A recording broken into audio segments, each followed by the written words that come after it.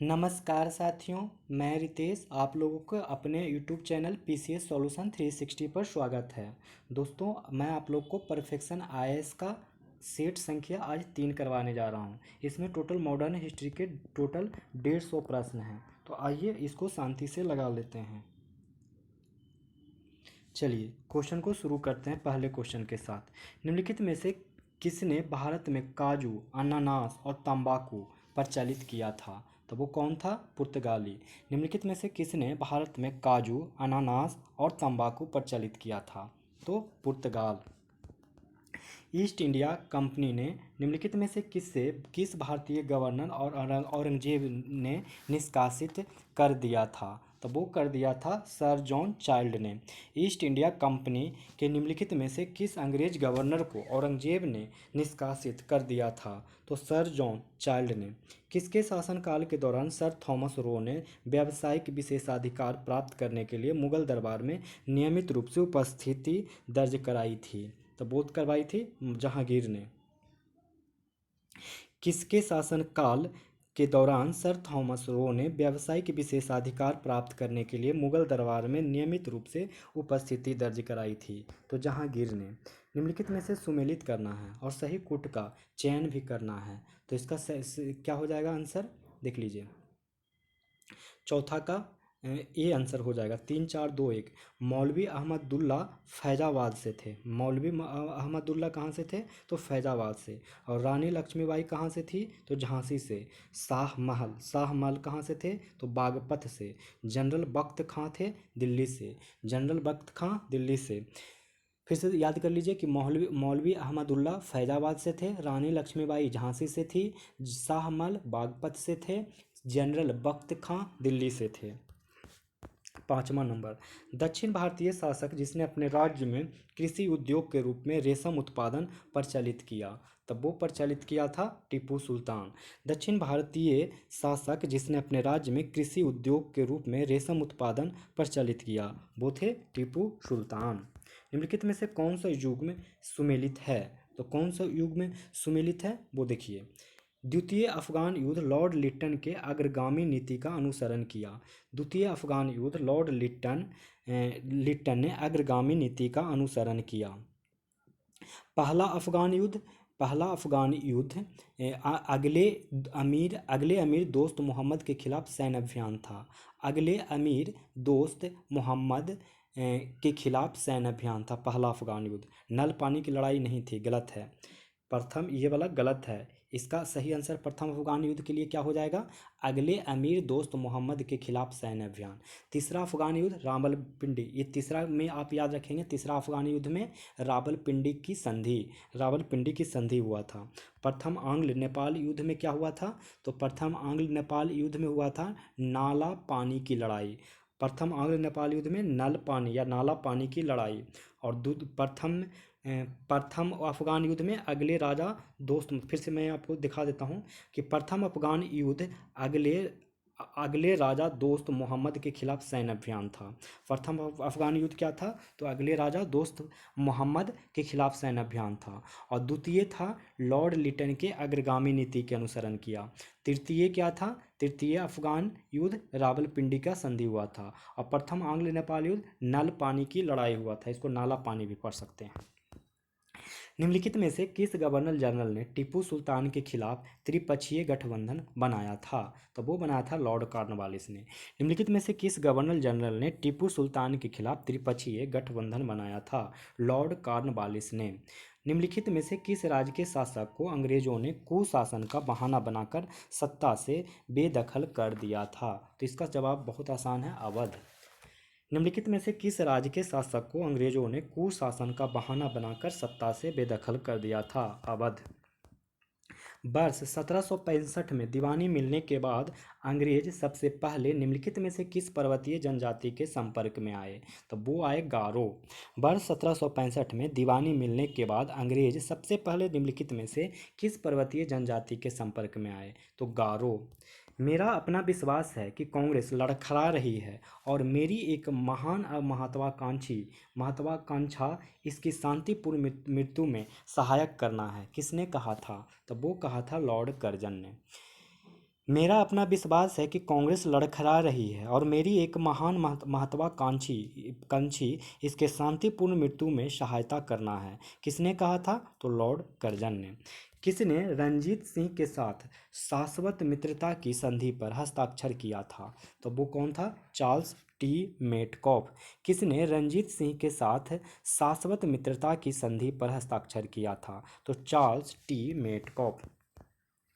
निम्नलिखित में से सही सुमेलित कीजिए और सही कुट का चयन करने कह रहा है। तो 12 का आंसर जो हो जाएगा वो हो जाएगा बी, 2 1 3 4। देखिए कैसे कैसे आंसर बनाया जा रहा है। मैं आप लोग को इससे डायरेक्ट ऐसे याद करवा देता हूँ, सबसे अच्छा रहेगा, क्योंकि ये बहुत लंबे हैं, इस क्वेश्चन को थोड़ा सा करने में दिक्कत हो रहा है। देखिए 1854 का वुड्स डिस्पैच में क्या कहा गया था कि लंदन विश्वविद्यालय के नमूने पर भारत में विश्वविद्यालयों की स्थापना करना था। 1854 के वुड्स डिस्पैच में क्या कहा गया था? तो लंदन विश्वविद्यालय के नमूने पर भारत में विश्वविद्यालय की स्थापना करना था। हंटर आयोग, जो 1882 का हंटर आयोग आया था, जिसमें बात किया गया था कि शिक्षा और सेवा का अखिल भारतीय भारतीय प्रांतीय और अधीनस्थ 3 शाखाओं में पुनर्गठन। 1882 का हंटर आयोग क्या हुआ था? तो ये हुआ था शिक्षा और सेवा के 3 शाखाओं अखिल भारतीय प्रांतीय और अधीनस्थ का पुनर्गठन पुनर्गठन पुनर्गठन था।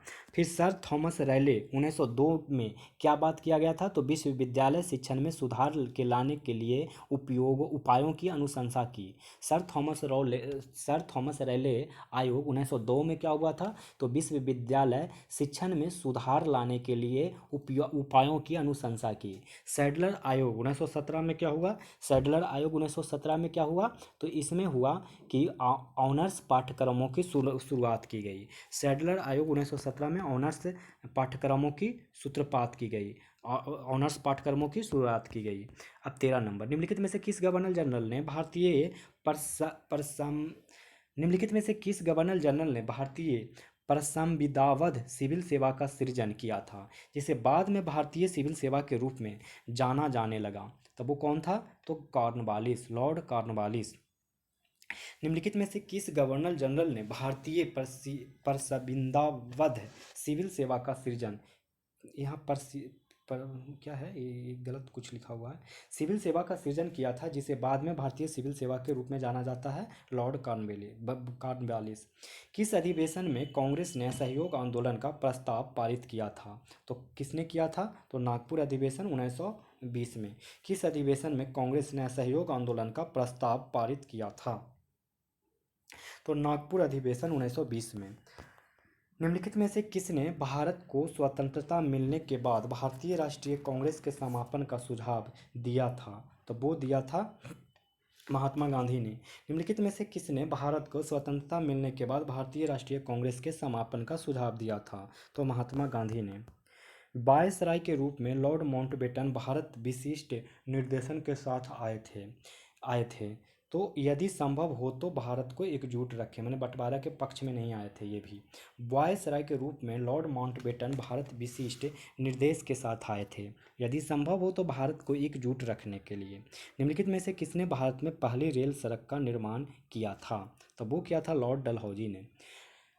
निम्नलिखित में से किसने भारत में पहली रेल सड़क का निर्माण किया था? तो लॉर्ड डलहौजी ने। पद पर रहते हुए मारा जाने वाला वायसराय कौन था? तो वो था लॉर्ड मेयो। Lord Mayo. पद पर रहते हुए मारा जाने वाला वायसराय कौन था? Lord Mayo. निम्नलिखित में से कौन सा ब्रिटिश भारत में गृह प्रभार का हिस्सा नहीं था? तो वो कौन नहीं था? तो नागरिक प्रशासन प्रभार। नागरिक प्रशासन प्रभार। निम्नलिखित में से कौन सा ब्रिटिश भारत में गृह प्रभार का हिस्सा नहीं था? तो नागरिक प्रशासन प्रभार। 20 नंबर, 1793 के कॉर्नवालिस संहिता ने अलग किया। तो वो अलग किया न्यायिक प्रशासन से नागरिक प्रशासन को। 1793 की कॉर्नवालिस संहिता ने अलग किया क्या अलग किया? तो न्यायिक प्रशासन से नागरिक प्रशासन को अलग किया।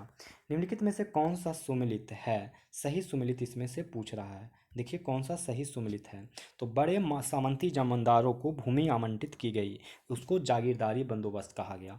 जागीरदारी बंदोबस्त किसको कहा गया? तो बड़े सामंती जमींदारों को भूमि आवंटित की गई।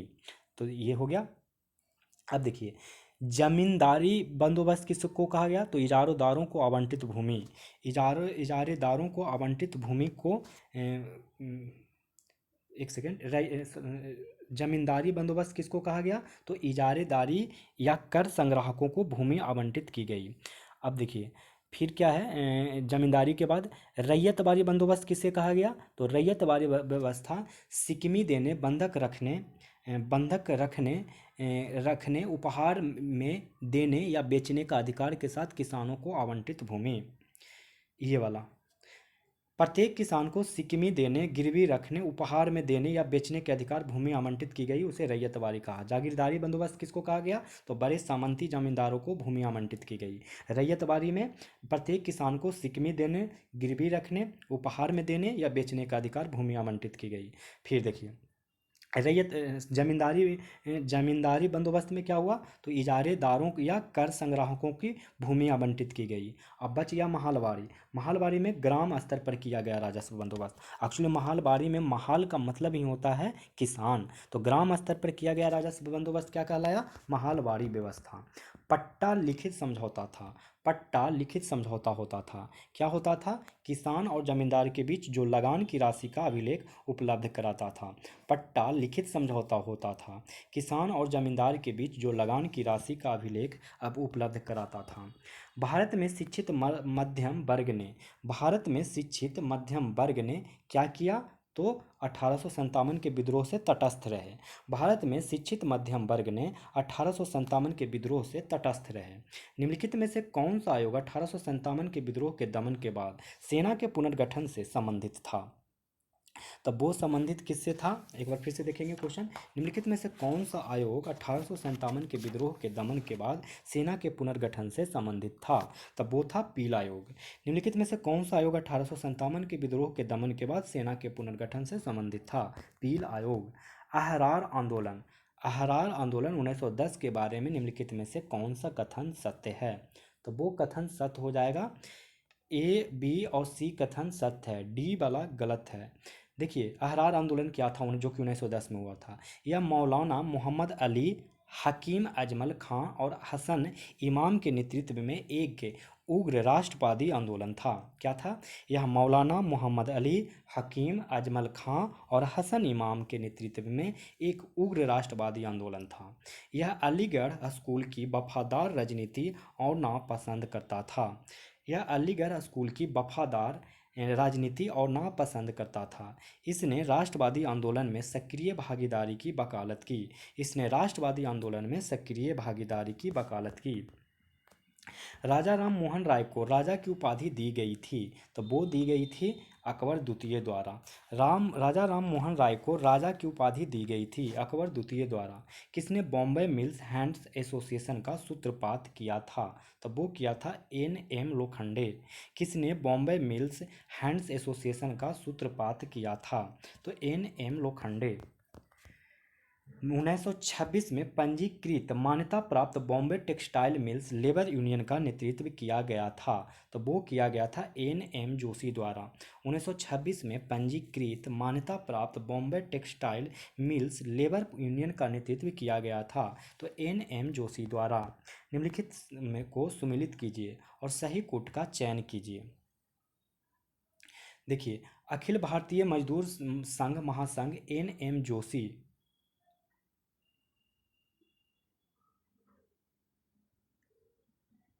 सही कोट का चयन करना कर रहा है ना, तो देखिए क्या क्या सही होगा। Chennai Labour union BP Wadia के द्वारा। चेन्नई लेबर यूनियन किसके द्वारा? तो बीपी बाडिया के द्वारा। फिर Ahmedabad Textile Labour Association Mahatma Gandhi के द्वारा। Ahmedabad Textile Labour Association Mahatma Gandhi के द्वारा।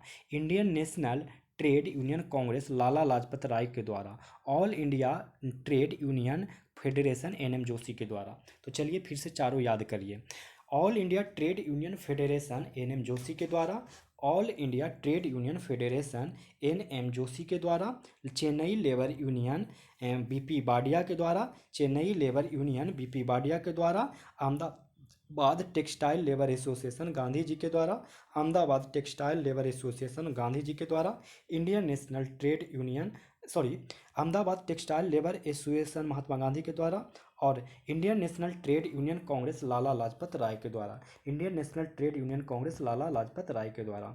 अब इसमें से सुमेलित नहीं है, कौन सा सुमेलित नहीं है ये पूछ रहा है, तो आंसर ई हो जाएगा, क्योंकि ए सी, क्योंकि देखा जाए तो सारे के सारे इसमें सुमेलित हैं। मोपला विद्रोह केरल में हुआ था, पावना बंगाल में हुआ था, एका विद्रोह अवध में, बिरसा मुंडा विद्रोह बिहार में, बिरसा मुंडा विद्रोह बिहार में, एका आंदोलन अवध में, पावना विद्रोह बंगाल में, मोपला विद्रोह केरल में। निम्नलिखित घटनाओं पर अब विचार करने कह रहा है, तो विचार करने पर कह रहा है तो 2 4 1 3 हो जाएगा घटनाओं में। कैसे, देखिए अब इसको सही कालानुक्रम क्रम में सजाने कह रहा है। तो सबसे पहले संथाल विद्रोह, संथाल विद्रोह के बाद सिपाही विद्रोह, सिपाही विद्रोह के बाद नील विद्रोह, और नील विद्रोह के बाद दक्कन दंगा।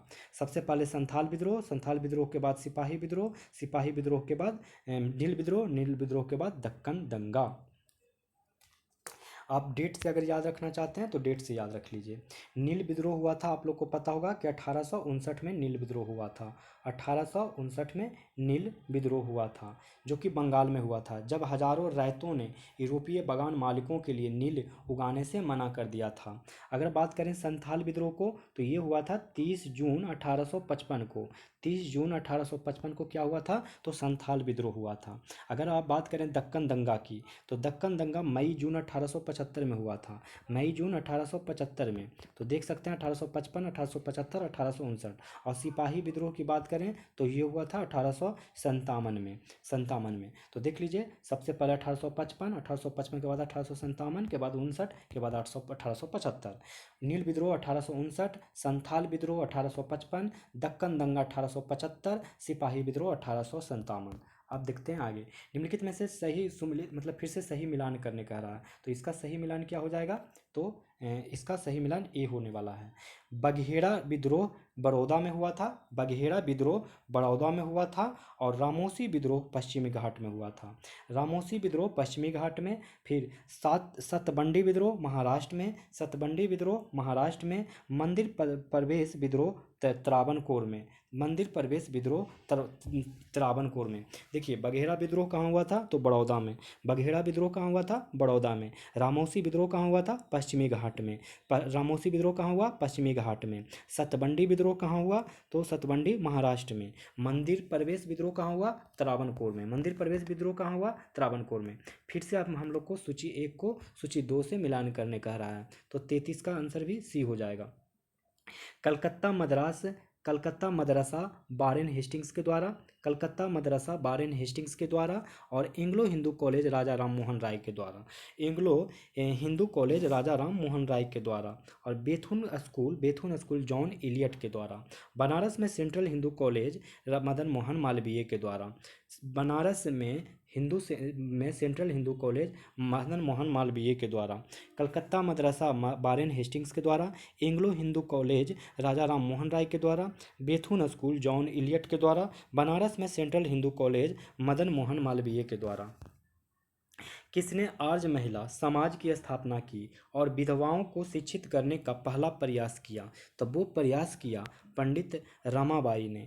किसने आर्य महिला समाज की स्थापना की और विधवाओं को शिक्षित करने का पहला प्रयास किया, तो पंडिता रमाबाई। निम्नलिखित में से कौन सी घटना वर्ष 1923 में घटी थी, तब वो कौन सी घटी थी, तो इसका ऑप्शन ई हो जाएगा। देखिए बी और सी जो देख रहे हैं, बोरसाद सत्याग्रह, नागपुर झंडा सत्याग्रह, ये एक ही वर्ष 1923 में हुआ था, 1923 में हुआ था। 1923 में क्या क्या हुआ था, तो बोरसाद सत्याग्रह और नागपुर झंडा सत्याग्रह। बोरसाद सत्याग्रह 1922-23 में ही हुआ था। सितंबर 1923 में सरकार ने बोरसाद तालुका के निवासियों पर वहां तैनात विशेष डकैती रोधी पुलिस पर अपने खर्च के लिए 2.5 लाख रुपये की लेवी की घोषणा की। 16 वर्ष से अधिक आयु के प्रत्येक व्यक्ति को पुलिस कुमक के एवज में 2 रुपया और 7 आना का भुगतान करना था। समझ गए ना। अब देखिए और फिर नागपुर झंडा सत्याग्रह आप लोग को पता ही होगा कि 1923 में ही हुआ था। अगला क्वेश्चन देखिए, अहमदाबाद मील हड़ताल पता है ना कब हुआ था? ये हुआ था 1918 में। 1918 में। कांग्रेस के झंडे के प्रतिबंध 1923 में। मध्य में नागपुर फ्लैग मार्च हुआ था। ठीक है ना। अब देखते हैं अगला सवाल। 36, निम्नलिखित में से किसने मेघदूतम का अनुवाद किया था? मेघदूतम का अनुवाद किसने किया? तो होरेस हैमन विल्सन ने। होरेस हैमल विल्सन ने। होरेस हैमल विल्सन ने किया था। होरेस हेमन विल्सन ने किया था, मेघदूतम के अनुवाद किया था। निम्नलिखित में से किस अंग्रेज ने सबसे पहले भगवत गीता का अंग्रेजी में अनुवाद किया था? तो चार्ल्स विल्किंसन। निम्नलिखित में से किस अंग्रेज ने सबसे पहले भगवत गीता का अंग्रेजी में अनुवाद किया था? Charles Wilkinson. दिए गए संगठनों का गठन का सही कालानुक्रम सही क्या है? तो वो हो जाएगा ए ब्राह्म सभा, फिर आर्य समाज, फिर मद्रास महाजन सभा। मद्रास महाजन सभा। 1828 में आप लोग को पता होगा कि ब्राह्म सभा का स्थापना हुआ था। और अगर आर्य समाज की बात करें तो वो कब हुआ था? 1875 में। 1828 के बाद 1875 में। और मद्रास महाजन सभा आपको पता होगा 1884 में हुआ था। 84 में हुआ था। ब्रह्म सभा का स्थापना आप लोग को पता होगा 1828 में राजा राम मोहन राय के द्वारा। मद्रास महाजन सभा का स्थापना हुआ था 1884 में बी राघव चेरियार द्वारा, बी राघवाचारी द्वारा। और उसके साथ साथ सुब्रमण्यम अय्यर और पी आनंद चार्लू ने भी थे। और आर्य समाज का स्थापना दयानंद सरस्वती के द्वारा हुआ था। आर्य समाज का स्थापना दयानंद सरस्वती के द्वारा। एक बात और, आर्य समाज के सदस्यों ने मूर्ति पूजा को अस्वीकार कर दिया था, ये पॉइंट याद रखिएगा। और 1875 में आर्य समाज दयानंद सरस्वती के द्वारा, और ब्रह्म समाज 1828 में राजा राम मोहन राय के द्वारा, और मद्रास महाजन सभा 1884 में एम बी राघवाचारी और सुब्रमण्यम अय्यर और पी आनंद चार्लू के द्वारा किया गया था। निम्नलिखित में से कौन सा मुस्लिम नेता अखिल भारतीय मुस्लिम लीग 1906 के संस्थापकों में से एक नहीं था? तो मोहम्मद अली जिन्ना नहीं था। निम्नलिखित में से कौन सा मुस्लिम नेता अखिल भारतीय मुस्लिम लीग 1906 के संस्थापकों में से एक नहीं था? तो मोहम्मद अली जिन्ना नहीं था। ठीक ना। बाकी ये सारे आगा खां, ढाका के नवाब सलीमुल्लाह, नवाब मोइन उल मुल्क, ये सारे के सारे शामिल थे।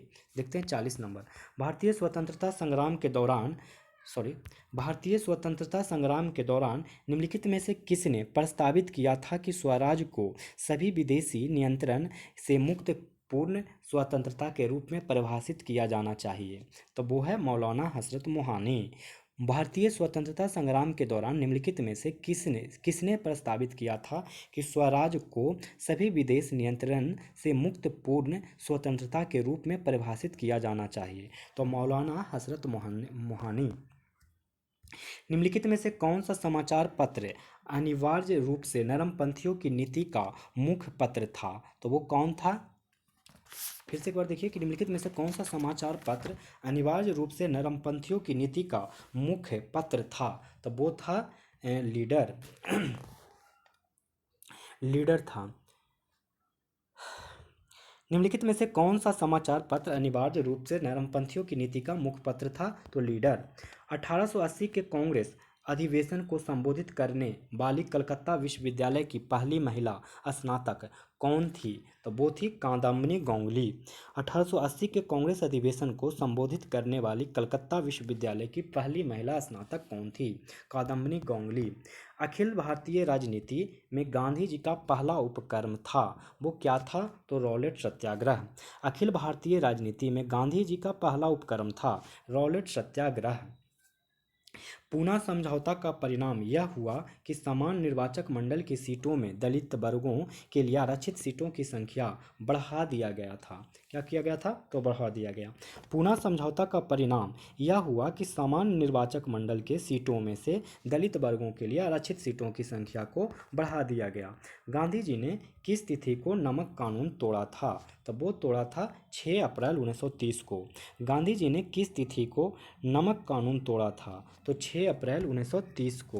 देखिए निम्नलिखित में से फिर सही सुमेलित पूछ रहा है कि कौन है? तो 46 का आंसर ई हो जाएगा। क्यों? क्योंकि देखिए सारे के सारे सुमेलित नहीं हैं दोस्तों, ये जितने भी दिए गए हैं सुमेलित नहीं हैं। ठीक ना। इसलिए ऑप्शन क्या हो जाएगा ई। देखिए, चंपारण सत्याग्रह प्रथम सविनय अवज्ञा के रूप में जाना जाता है। चंपारण सत्याग्रह क्या जाना जाता है, तो पहला सविनय अवज्ञा के रूप में। और खेरा सत्याग्रह जाना जाता है पहला असहयोग के रूप में। पहला असहयोग आंदोलन किसको जाना जाता है, खेरा सत्याग्रह को। खेरा सत्याग्रह को पहला असहयोग आंदोलन के रूप में जाना जाता है, और चंपारण सत्याग्रह को पहले सविनय अवज्ञा के रूप में।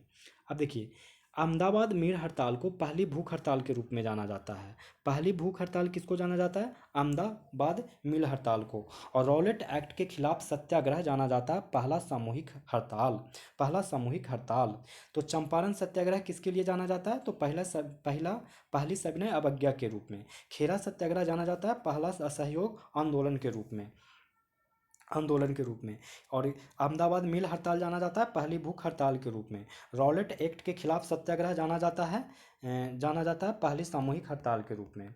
47 नंबर, निम्न में से किसने 1931 में कांग्रेस के कराची अधिवेशन के लिए मूल अधिकारों पर प्रस्ताव का प्रारूप तैयार किया था, तो वो कौन था, पंडित जवाहरलाल नेहरू थे। पंडित जवाहरलाल नेहरू। निम्नलिखित में से किसने 1931 में कांग्रेस के कराची अधिवेशन के लिए मूल अधिकारों पर प्रस्ताव का प्रारूप तैयार किया था, तो पंडित जवाहरलाल नेहरू। भारत के लिए अधिराज्य के दर्जे वाले संविधान का प्रारूप तैयार करने का पहला प्रयास किसके जवाब में किया गया था, तो वो किया गया था साइमन कमीशन।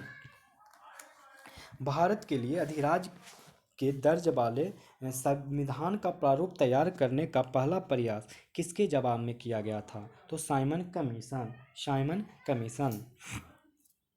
अब देखते हैं 49 क्वेश्चन नंबर। 49 कह रहा है कि निम्नलिखित में से कौन कौन 1939 में अखिल भारतीय राज्य परिषद का अध्यक्ष था, तो 39 में कौन था, तो जवाहरलाल नेहरू। निम्नलिखित में से कौन 1939 में अखिल भारतीय राज्य प्रजा परिषद का अध्यक्ष था, तो जवाहरलाल नेहरू। देखिए, अब अर्धशतक पूरा हो गया। 50 नंबर क्वेश्चन देखिए, निम्नलिखित में से कौन सा सही सुमेलित है, तो कौन सा सही सुमेलित है, तो अंबालाल साराभाई अहमदाबाद मिल हड़ताल से सुमेलित है। अंबालाल साराभाई किससे संबंधित हैं, तो अहमदाबाद मिल हड़ताल से संबंधित हैं। देखिए, राजकुमार शुक्ल चंपारण सत्याग्रह से सम्मिलित हैं। राजकुमार शुक्ल चंपारण सत्याग्रह से। और इंदुलाल याग्निक खेड़ा सत्याग्रह से सम्मिलित हैं। खेड़ा सत्याग्रह से इंदुलाल याग्निक। और वल्लभ भाई पटेल बारदोली सत्याग्रह से संबंधित हैं। वल्लभ भाई पटेल बारदोली सत्याग्रह से संबंधित हैं। राजकुमार शुक्ल चंपारण सत्याग्रह से संबंधित हैं। और अंबालाल साराभाई अहमदाबाद मिल हड़ताल से हैं। और इंदुलाल याग्निक खेड़ा सत्याग्रह से सम्मिलित हैं। अब देखते हैं 51 नंबर क्वेश्चन। महात्मा गांधी से जुड़ा अहिंसा और सविनय अवज्ञा का सिद्धांत किसकी रचनाओं से प्रभावित था, तो वो प्रभावित था रस्किन के टॉलस्टॉय थोरो से। रस्किन के टॉलस्टॉय थोरेंस की रचनाओं से प्रभावित थे।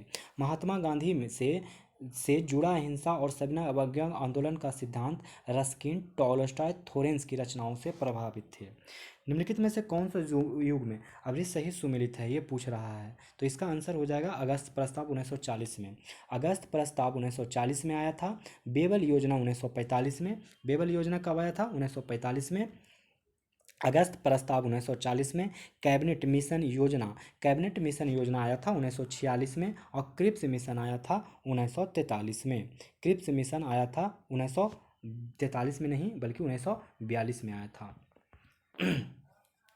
क्रिप्स मिशन 1942, अगस्त प्रस्ताव 1940, कैबिनेट मिशन योजना आया था 1946 और बेबल योजना आया था 1945। भारत के वायसराय के रूप में किसके कार्यकाल के दौरान महान शहीद भगत सिंह, राजगुरु और सुखदेव को फांसी दी गई थी, तो वो दी गई थी लॉर्ड इरविन।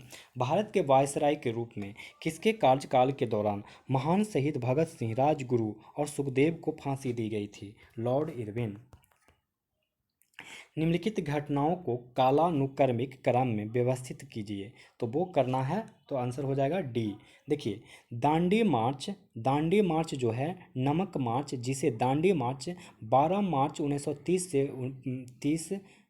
1930 में, अप्रैल 1930 में, 12 मार्च 1930 से 5 अप्रैल 1930 तक, ध्यान से सुनिएगा, दांडी मार्च का 12 मार्च 1930 से लेकर 5 अप्रैल 1930 तक, 5 अप्रैल 1930 तक के रूप में जाना जाता है। औपनिवेशिक भारत में अहिंसक सविनय अवज्ञा का कार्य था। दांडी मार्च कब से कब तक जाना जाता है? तो 12 मार्च 1930 से लेकर 5 अप्रैल 1930 तक। शिमला समझौता 1945, शिमला समझौता 1945। और फिर तिलक की मृत्यु कब हुई थी? तो 1 अगस्त 1920, 1 अगस्त 1920। चंपारण सत्याग्रह 1917। आप सरिया लीजिएगा, 1917 में चंपारण, और 1920 सॉरी 1945, तिलक की मृत्यु 1920 में, तिलक का मृत्यु 1920 में, चंपारण सत्याग्रह 1917 में, और दांडी मार्च 1930 में, और 1942 में, 1900 शिमला समझौता, सॉरी 1945 में, शिमला समझौता 1945 में। एक बार फिर से कर देता हूँ। दांडी मार्च को आप 1930 याद रखिए, शिमला समझौता 1945, तिलक की मृत्यु 1920, चंपारण सत्याग्रह 1917। तो आप आंसर आप आराम से निकाल सकते हैं कि 4, 3, और फिर दांडी मार्च हुआ, फिर शिमला समझौता। ठीक है, चलिए। निम्नलिखित में से कौन लाल कुर्ती के नाम से प्रसिद्ध संगठन के नेता थे? तब वो कौन थे? खान अब्दुल गफ्फार खां, खान अब्दुल गफ्फार खां। निम्नलिखित में से कौन लाल कुर्ती के नाम से प्रसिद्ध संगठन के नेता थे? तो खान अब्दुल गफ्फार खां। निम्नलिखित में से किस आंदोलन से करो या मरो का नारा जुड़ा हुआ था? तो भारत छोड़ो आंदोलन से। निम्नलिखित में से किस आंदोलन से करो या मरो का नारा जुड़ा हुआ था? तो वो जुड़ा हुआ था भारत छोड़ो आंदोलन से। निम्नलिखित में से मिलान कीजिए और सही कूट का चयन करने कह रहा है, तो सही का चयन कर दीजिए। तो 57 का आंसर क्या होने वाला है? बी होने वाला है। मुस्लिम लीग द्वारा पाकिस्तान की मांग कब किया गया? तो 1940 में। मुस्लिम लीग द्वारा पाकिस्तान की मांग 1940 में। फिर कांग्रेस अध्यक्ष के रूप में सुभाष चंद्र बोस 1938 में आए। फिर कांग्रेस अध्यक्ष के रूप में सुभाष चंद्र बोस 1938 में आए। 26 जनवरी को स्वतंत्रता दिवस के रूप में मनाने का निर्णय लिया गया 1929 में।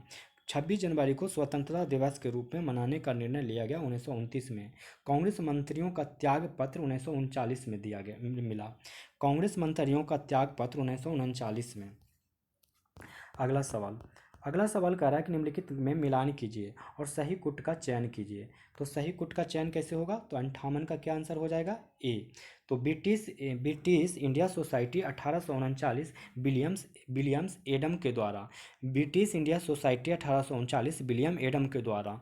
ईस्ट इंडिया एसोसिएशन 1866 दादा भाई नौरोजी के द्वारा, ईस्ट इंडिया एसोसिएशन 1866 दादा भाई नौरोजी के द्वारा। फिर Indian society 1872 A M Bose के द्वारा, Indian society 1872 A M Bose के द्वारा। इंडियन लीग शिशिर कुमार घोष के द्वारा। देखिए, ब्रिटिश इंडियन सोसाइटी जो कि 1839 में स्थापना किया गया था, उस संगठन का स्थापना विलियम एडम ने किया था। विलियम एडम ने ब्रिटिश इंडिया सोसाइटी 1839 का गठन किया था। फिर ईस्ट इंडिया एसोसिएशन 1866 का गठन दादा भाई नौरोजी ने किया। ईस्ट इंडिया एसोसिएशन जो कि 1866 में स्थापना किया गया, उसके संस्थापक दादा भाई नौरोजी थे। इंडियन सोसाइटी जो कि 1872 में स्थापना हुआ था, उनके संस्थापक ए एम बोस थे, ए एम बोस थे। इंडियन लीग का शिशिर कुमार घोष संस्थापक थे, इंडियन लीग का शिशिर कुमार घोष थे। आधुनिक भारतीय इतिहास के संदर्भ में आजमगढ़ उद्घोषणा निम्नलिखित में से किस घटना से संबंधित है? तब वो है 1857 का विद्रोह। आधुनिक भारतीय इतिहास के संदर्भ में आजमगढ़ उद्घोषणा निम्नलिखित में से किस घटना से संबंधित है? तो 1857 का विद्रोह। 3 खंडों के विशालकाय रचना ए हिस्ट्री ऑफ ब्रिटिश इंडिया प्रकाशित की गई थी। तब वो प्रकाशित की गई थी जेम्स मिल द्वारा। 3 खंडों की विशालकाय रचना ए हिस्ट्री ऑफ ब्रिटिश इंडिया प्रकाशित की गई थी, तो जेम्स मिल द्वारा, जेम्स मिल द्वारा। आधुनिक भारतीय इतिहास के संदर्भ में सूर्यास्त का नियम निम्नलिखित में से किससे संबंधित है? तो अस्थायी बंदोबस्त से संबंधित है। आधुनिक भारतीय इतिहास के संदर्भ में सूर्यास्त का नियम निम्नलिखित में से किससे संबंधित है? तो अस्थायी बंदोबस्त से संबंधित है।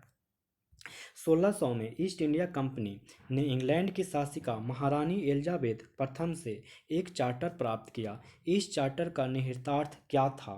तो वो था EIC को ब्रिटेन में पूर्व के साथ व्यापार करने का एकमात्र अधिकार मिला। 1600 में ईस्ट इंडिया कंपनी ने इंग्लैंड की शासिका महारानी एलिजाबेथ प्रथम से एक चार्टर प्राप्त किया। इस चार्टर का निहितार्थ क्या था? तो EIC को ब्रिटेन के पूर्व के साथ व्यापार करने का एकमात्र अधिकार मिला।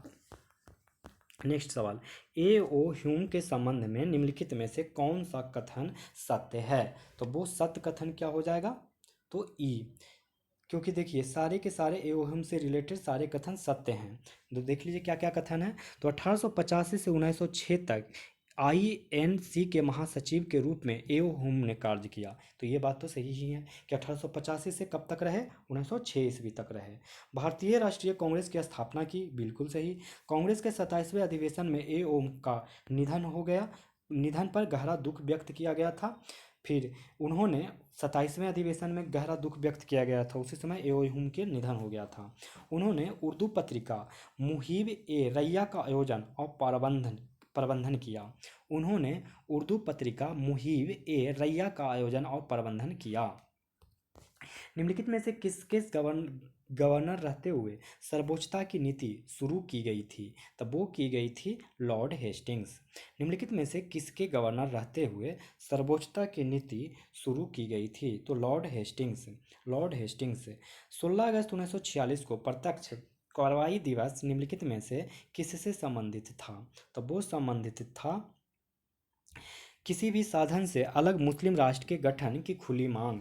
किसी भी साधन से अलग मुस्लिम राष्ट्र के गठन की खुली मांग। नेक्स्ट, 1946 के कैबिनेट मिशन योजना द्वारा निम्नलिखित में से किसका प्रस्ताव किया गया था? तो वो प्रस्ताव किया गया था क्षेत्रीय स्वायत्तता स्वीकार करते हुए राष्ट्रीय एकता बनाए रखने के लिए संघीय संरचना। 1946 की कैबिनेट मिशन योजना द्वारा निम्नलिखित में से किसका प्रस्ताव किया गया था? तो क्षेत्रीय स्वायत्तता स्वीकार करते हुए राष्ट्रीय एकता बनाए रखने के लिए संघीय संरचना। स्वदेशी आंदोलन के दौरान स्थापित स्वदेश बांधव समिति के संबंध में निम्नलिखित में से कौन सा कथन सत्य है? तो वो कौन सा कथन सत्य है? तो यह मुख्य रूप से क्षेत्र के मुस्लिम किसानों के बीच जन समर्थन पैदा करने में सफल रही। स्वदेशी आंदोलन के दौरान स्थापित स्वदेश बांधव समिति के संबंध में निम्नलिखित में से कौन सा कथन सत्य है? तो यह मुख्य रूप से क्षेत्र के मुस्लिम किसानों के बीच जन समर्थन पैदा करने में सफल रही। नेक्स्ट सवाल, 1929 में लॉर्ड इरविन द्वारा जारी दीपावली घोषणा के संदर्भ में निम्नलिखित में से कौन सा कथन सही है? तो वो कथन सही हो जाएगा ए। यह एक घोषणा थी जो नियत समय में भारत को प्रभुत्व का दर्जा प्रदान करेगी। 1929 में लॉर्ड इरविन द्वारा जारी दीपावली घोषणा के संदर्भ में निम्नलिखित में से कौन सा कथन सही है? तो यह एक घोषणा थी जो नियत समय में भारत को प्रभुत्व का दर्जा प्राप्त करेगी। भारत छोड़ो आंदोलन के संबंध में निम्नलिखित में से कौन सा कथन सत्य है? तो सत्य कथन हो जाएगा ये बी। बलिया और तामलुक में समानांतर सरकारें स्थापित की गई। भारत छोड़ो आंदोलन के संबंध में निम्नलिखित में से कौन सा कथन सत्य है? तो बलिया और तामलुक में समानांतर सरकारें स्थापित की गई। नेक्स्ट सवाल, नील विद्रोह के संदर्भ में निम्नलिखित में से कौन सा कथन सत्य है? तो ई ऑप्शन हो जाएगा, क्योंकि देखिए बंगाल के नील किसानों द्वारा किए गए नील विद्रोह 1859-60 में नील विद्रोह हुआ था के नेतृत्व दिगंबर और विष्णु विश्वास ने किया था। इसीलिए तो आप समझ गए कि नेतृत्व दिगंबर और विष्णु विश्वास ने किया था, तो ये ऑप्शन सही हो जाएगा। अब देखिए, यह विद्रोह यूरोपीय बागान मालिकों द्वारा आरोपित शर्तों के द्वारा हुआ था, न कि उच्च कराधान के खिलाफ था। यह नील किसान उच्च कराधान के खिलाफ नहीं हुआ था, ये ऑप्शन सही है, लेकिन बी गलत है। सी में देखिए, स्थिति की पड़ताल करने के लिए नील आयोग का गठन किया गया था। यह विद्रोह यूरोपीय बागान 1860 में स्थिति को पड़ताल करने के लिए नील आयोग का गठन किया गया था। कब? 1867 में, 60 में। और यह विद्रोह बंगाल में हुआ था, बिहार में नहीं। तो सी और ए सही हैं और डी और बी गलत हैं, इसलिए ऑप्शन हमारा सही क्या हो जाएगा? E option. तो नील विद्रोह कब हुआ था? तो आपको पता होना चाहिए कि 1859 से 60 में हुआ था। उसका नेतृत्व दिगंबर और विष्णु विश्वास किए थे। दिगंबर विश्वास और विष्णु विश्वास। स्थिति को पड़ताल करने के लिए 1860 में नील आयोग हुआ था, और यह बिहार में नहीं बल्कि बंगाल में हुआ था। और यह नील किसान पर उच्च कराधान के लिए नहीं हुआ था, बल्कि यह हुआ था बागान मालिकों द्वारा आरोपित शर्तों के कारण। निम्नलिखित में से किस देश में सुभाष चंद्र बोस ने टाइगर लीजन का संगठन किया था? निम्नलिखित में से किस देश में सुभाष चंद्र बोस ने टाइगर लीजन का संगठन किया था? तो वो किया था जर्मनी। निम्नलिखित में से किस देश में सुभाष चंद्र बोस ने टाइगर लीजन का संगठन किया था? जर्मनी।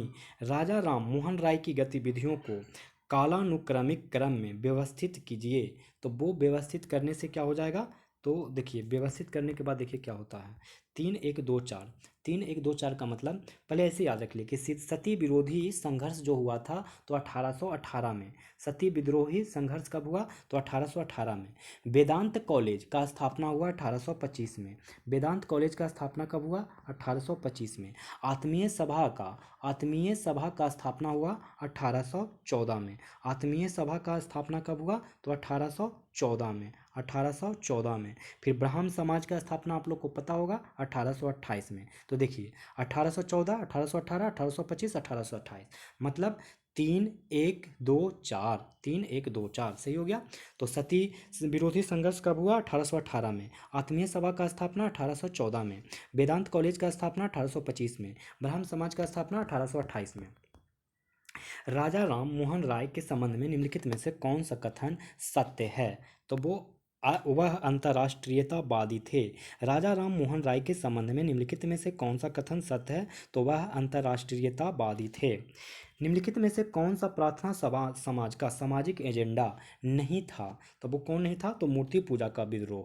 निम्नलिखित में से कौन सा प्रार्थना समाज का सामाजिक एजेंडा नहीं था? तो मूर्ति पूजा का विरोध।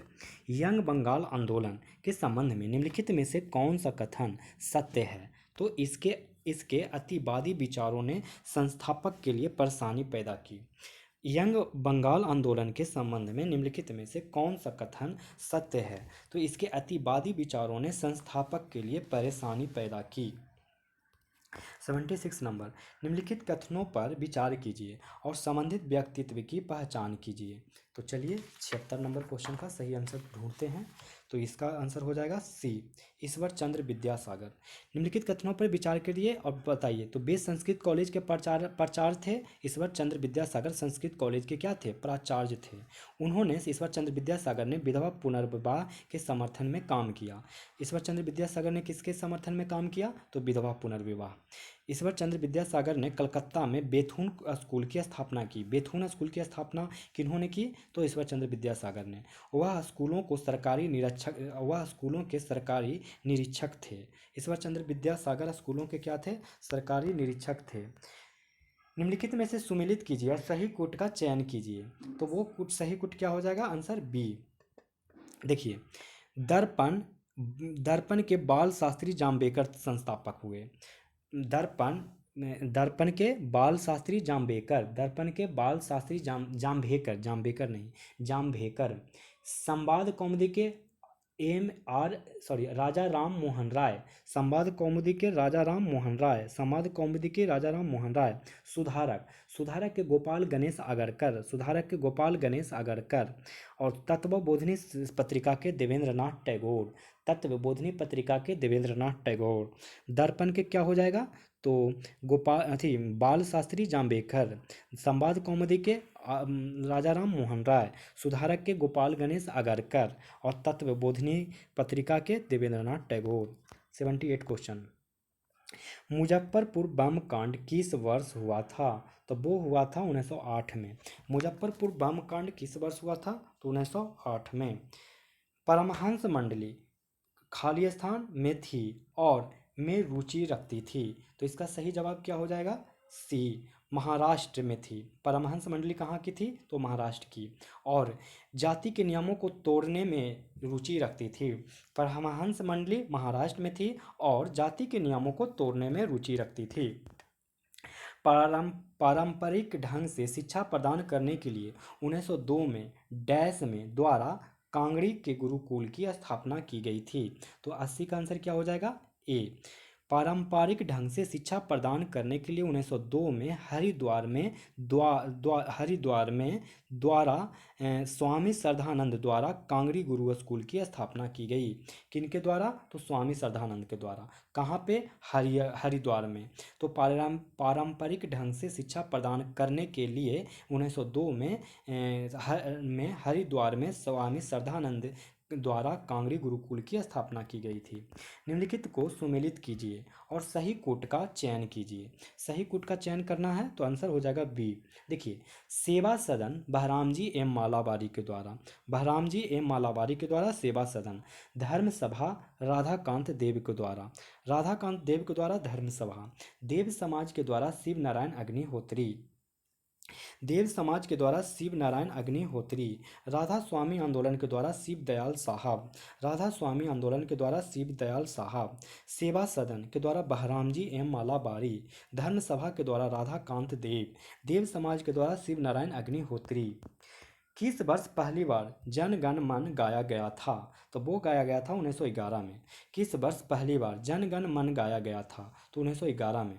सर्वेंट्स ऑफ इंडिया सोसाइटी के संबंध में निम्नलिखित में से कौन सा कथन सत्य नहीं है? सर्वेंट्स ऑफ इंडिया सोसाइटी में कौन सा कथन सत्य नहीं है? तो इसने संवैधानिक या असंवैधानिक तरीकों से भारतीय लोगों के हितों को बढ़ावा देने के, फिर से देख लीजिए, सर्वेंट्स ऑफ इंडिया सोसाइटी के संबंध में निम्नलिखित में से कौन सा कथन सत्य नहीं है? तो जो सत्य कथन कौन नहीं है? तो सी नंबर सत्य नहीं है कि इसने संवैधानिक या असंवैधानिक तरीकों से भारतीय लोगों के हितों को बढ़ावा देने के लिए काम किया, ये सत्य नहीं है। अब बाकी सारे सत्य हैं।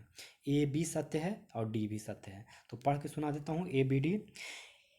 इसकी ईस्वी, फिर से क्वेश्चन सुन लीजिए। सर्वेंट्स ऑफ इंडिया सोसाइटी के बारे में हम लोग पढ़ने जा रहे हैं, सत्य कथन पढ़ने जा रहे हैं, क्योंकि गलत कथन हमने पढ़ के सुना दी। सत्य कथन देखिए क्या क्या है, किसके बारे में? सर्वेंट्स ऑफ इंडिया सोसाइटी के बारे में। इसकी ईस्वी रामास्वामी नायकर द्वारा आत्मसम्मान आंदोलन से पहले गोपाल कृष्ण गोखले ने स्थापना किया था। इसकी इसकी स्थापना ईबी रामास्वामी नायकर द्वारा आत्मसम्मान आंदोलन से पहले गोपाल कृष्ण गोखले ने स्थापना की थी। दूसरा, इसका उद्देश्य भारत की सेवा के लिए राष्ट्रीय मिशनरियों को प्रशिक्षित करना था। इसका क्या उद्देश्य था सर्वेंट्स ऑफ इंडिया सोसाइटी का? तो भारत की सेवा के लिए राष्ट्रीय मिशनरियों को प्रशिक्षित करना था। नंबर सी, इसने संवैधानिक या असंवैधानिक तरीकों से भारतीय लोगों के हितों को बढ़ावा देने के लिए काम किया। सर्वेंट्स ऑफ इंडिया सोसाइटी ने क्या किया? तो इसने संवैधानिक या असंवैधानिक तरीकों से भारतीय लोगों के हितों को बढ़ावा देने के लिए काम किया, ये गलत था। फिर सर्वेंट्स ऑफ इंडिया सोसाइटी ने गोखले की मृत्यु के बाद श्रीनिवास शास्त्री के अध्यक्ष का पद संभाला। गोखले की मृत्यु के बाद कौन संभाले? तो श्रीनिवास शास्त्री ने अध्यक्ष का पद संभाला। निम्नलिखित में से कौन सा आंदोलन ब्राह्मणवाद के खिलाफ ब्राह्मण विरोधी था? तो वो क्या था? तो वो था ऑप्शन ई।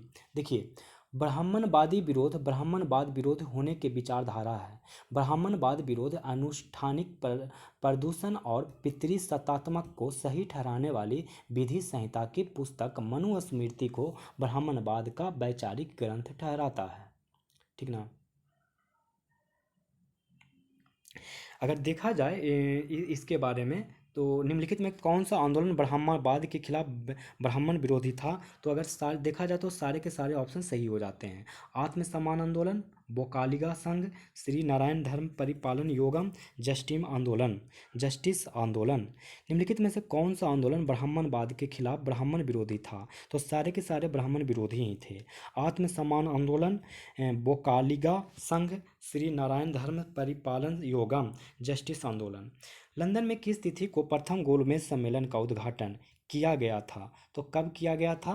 तो 12 नवंबर 1930 को, 12 नवंबर 1930 को, 12 नवंबर 1930 को प्रथम गोलमेज सम्मेलन का उद्घाटन किया गया था। बाल विवाह के खिलाफ प्रतिज्ञा लेने के लिए डैश द्वारा प्रतिज्ञा आंदोलन शुरू किया गया था। किसके द्वारा? तो भारतीय सामाजिक सम्मेलन द्वारा। बाल विवाह के खिलाफ प्रतिज्ञा लेने के लिए भारतीय सामाजिक सम्मेलन द्वारा प्रतिज्ञा आंदोलन शुरू किया गया था। तो भारतीय सामाजिक सम्मेलन के द्वारा। टीटू मीर का आंदोलन डैश में शुरू हुआ था। तो कब हुआ था? तो बंगाल में। टीटू मीर का आंदोलन बंगाल में शुरू हुआ था। टीटू मीर का आंदोलन कहाँ शुरू हुआ था? तो बंगाल में। भारत छोड़ो आंदोलन का प्रस्ताव पारित किया गया था। तो वो पारित किया गया था ग्वालियर टैंक बम्बई से। भारत छोड़ो आंदोलन का प्रस्ताव पारित किया गया था तो ग्वालियर टैंक बम्बई। अकाली आंदोलन के चलते क्या हुआ था? तो ऑप्शन ई।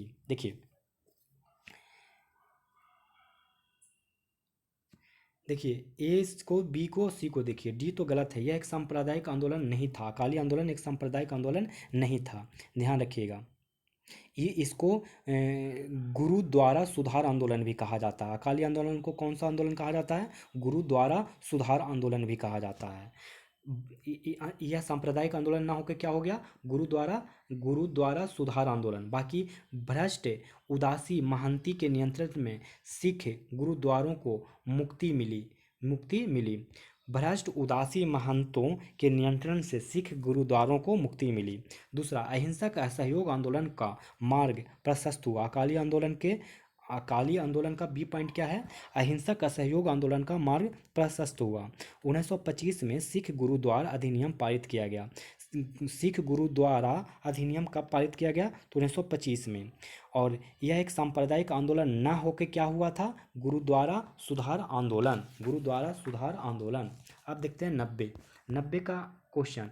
निम्नलिखित में से उनकी शुरुआत को कालानुक्रमिक माने अब इसको क्रम में सजाने कह रहा है। तो सजाइए। फराजी आंदोलन कब हुआ था? तो फराजी 1879 में हुआ था। फराजी 1819 में हुआ था। फराजी आंदोलन 1819 में। अहमदिया आंदोलन 1889 में। अहमदिया आंदोलन 1889 में। और देवबंद स्कूल कब हुआ था? 1866 में। देवबंद स्कूल 1866 में। अलीगढ़ आंदोलन 1875 में। 1875 में अलीगढ़ आंदोलन। फिर से देखिए। फैराजी आंदोलन 1819 और अहमदिया आंदोलन 1889। अहमदिया आंदोलन 1889। देवबंद आंदोलन 1866। देवबंद आंदोलन 1866। अलीगढ़ आंदोलन 1875। अलीगढ़ आंदोलन 1875। अब इससे मिलान कर लीजिए। सबसे पहले 1879, फिर 1866, फिर 1875, फिर 1889। मिलान करके आंसर क्या आ जाएगा? सी ऑप्शन हो जाएगा। 1 4 3 2। क्वेश्चन नंबर हम लोग देखेंगे एक 91 का आंसर। क्वेश्चन क्या कर रहा है कि भारतीय परिषद अधिनियम 1909 द्वारा शुरू किए गए पृथक निर्वाचक मंडल के संदर्भ में निम्नलिखित में से कौन सा सही है? तो मुसलमानों के लिए विशेष रूप से आरक्षित निर्वाचन क्षेत्रों में मुसलमान केवल मुस्लिम उम्मीदवार को वोट दे सकते थे। भारतीय परिषद अधिनियम 1909 द्वारा शुरू किए गए पृथक निर्वाचक मंडल के संदर्भ में निम्नलिखित में से कौन सा सही है? तो मुसलमानों के लिए विशेष रूप से आरक्षित निर्वाचन क्षेत्रों में मुसलमान केवल मुस्लिम उम्मीदवारों को वोट दे सकते थे। अब देखते हैं 92। निम्नलिखित में से कौन देवबंद स्कूल के संबंध में सत्य नहीं पूछ रहा है? इस बार गलत कथन पूछ रहा है। तो देखिए इस गलत कथन क्या है। सी ऑप्शन देखेंगे तो गलत है कि यह हिंदुओं के खिलाफ जिहाद के पक्ष में था। देखिए देवबंद स्कूल जिसे दारुल उलूम भी कहा जाता था, ठीक है, दारुल उल्म भी कहा जाता था। अब देखिए ये तो कथन गलत हो गया कि ये हिंदुओं के खिलाफ जिहाद के पक्ष में था। बाकी ये तीनों ही सही हैं। ए बी सही हैं और डी सही हैं। डी पहले देख लीजिए। इसने भारतीय राष्ट्रीय कांग्रेस के गठन का स्वागत किया। देवबंद स्कूल ने क्या किया? भारतीय राष्ट्रीय कांग्रेस के गठन का स्वागत किया। यह मुस्लिम उलेमा के रूढ़िवादी वर्ग द्वारा संगठित किया गया था। यह प्रकृति में पुनरुत्थानवादी था। प्रकृति में क्या था? पुनरुत्थानवादी। कांग्रेस के अधिवेशन की अध्यक्षता करने वाला प्रथम अंग्रेज था। कौन था? तो वो था जॉर्ज यूले। कांग्रेस के अधिवेशन की अध्यक्षता करने वाला प्रथम अंग्रेज था जॉर्ज यूले। निम्नलिखित अधिनियमों को उनके अधिनियम के क्रम में व्यवस्थित कीजिए और सही कूट का चयन कीजिए। तो वो हो जाएंगे आंसर 3 1 2 4 5। 3 1 2 4 5। सती निषेध अधिनियम, इसके बाद भारतीय दास्ता अधिनियम, फिर मूल निवासी या देसी विवाह अधिनियम और फिर सहमति के आयु अधिनियम। फिर से देख लीजिए। भारतीय दास्ता अधिनियम, भारतीय दास्ता अधिनियम कब आया था? तो 1843 में आया था। भारतीय दास्ता अधिनियम 1843 में। मैं डेट लिख देता हूँ ताकि आप लोग इसको क्रम से सजा सकते हैं।